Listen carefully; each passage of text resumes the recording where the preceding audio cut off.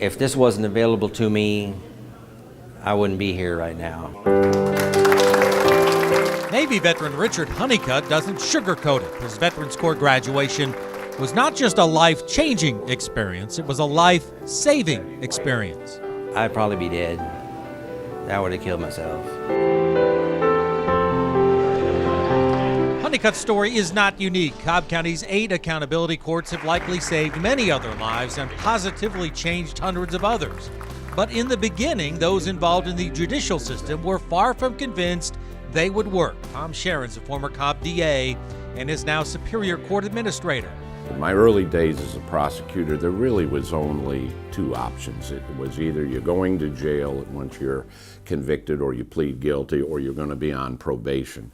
In the early days, I think a lot of us felt like that we shouldn't be giving in or giving anything to the people who had violated the law. I think what we're seeing now is there are ways to do that without being soft on crime, but putting our focus on modifying behavior that leads to crime. Now we are seeing the criminal justice system actually addressing the root problem that these offenders have and trying to make a difference in their life. The success of the accountability courts in Cobb and elsewhere has led to a recognition that a certain group of people coming into the courthouse, people charged with nonviolent crimes, could benefit from treatment rather than being sent to jail. Since the first drug court started here in the early 2000s, 8 accountability courts have blossomed across Cobb's courthouses, and the judges leading those programs say it's been their most satisfying time on the bench. Like the old saying says, when the only tool you have is a hammer, every problem starts to look like a nail. For a long time, all we had was a hammer. Now we've got some other tools that we can use to help people and redirect them. I mean, these are folks who are nonviolent offenders. They've got a serious addiction problem.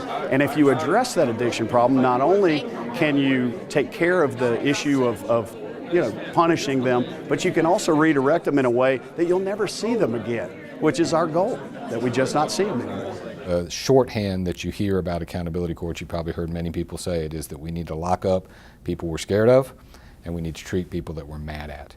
And a lot of the people who are not just dealing with opioid addictions, but are dealing with addictions in general, we're not scared of those people, we're mad at them because they're not doing right. They're taking more from their communities than they're putting back. And I think these programs can help reverse that. I think you're going to continue to see the growth of accountability courts for these special members of our population who really are not going to positively respond to the prison or probation, but really need to programs such as these. I want to thank Judge Green, the team, the county for this program, giving us the opportunity to really look in the mirror at ourselves and make the right choice in life. You know, we've all done enough wrong to know what right is. We were treating them as felons, as criminals, when in fact there was a better approach, and that was to alter their behavior, to get them off their addiction and make them useful citizens in the community. Hundreds have graduated from Cobb County's accountability courts. The vast majority have avoided trouble since that day, a recidivism rate far lower than those sentenced to prison or probation. Those who have been through the programs make it clear they're anything but a cakewalk. You have to be committed to change. It's not about the program, Judge Green, or anybody else. You have to want to change.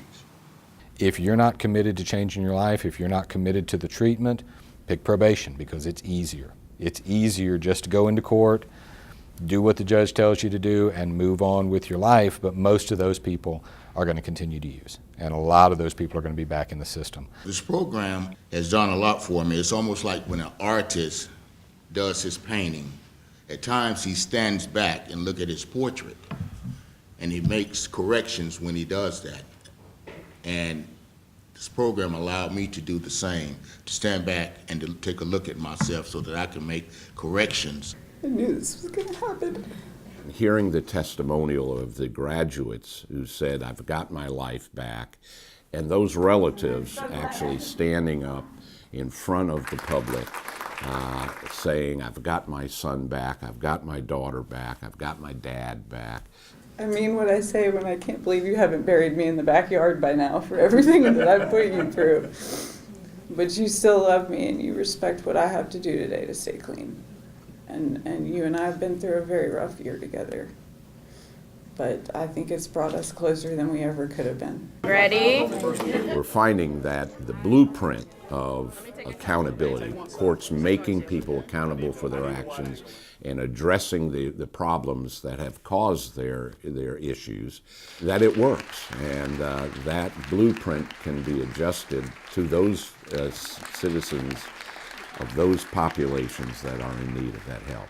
Thank you for being good at what you do.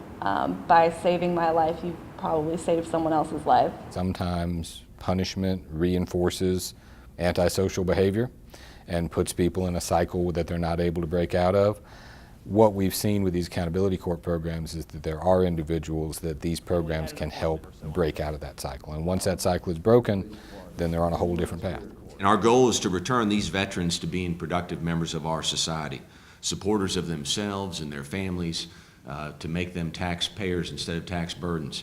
This is a tremendous, in my estimation, win-win situation for the community as a whole. If you look at the cost-benefit analysis of treating people versus incarcerating them, and especially if you take into consideration the reduction in recidivism rates, the people who aren't coming back into the system, it's a great deal for the taxpayers.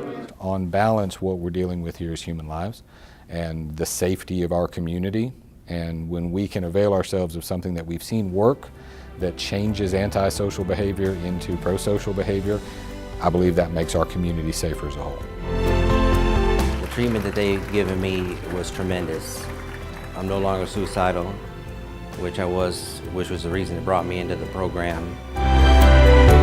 And for Navy vet Honeycutt, his graduation, his completion of the accountability court, means a whole new lease on life. And with this available to me, I have a brand new start.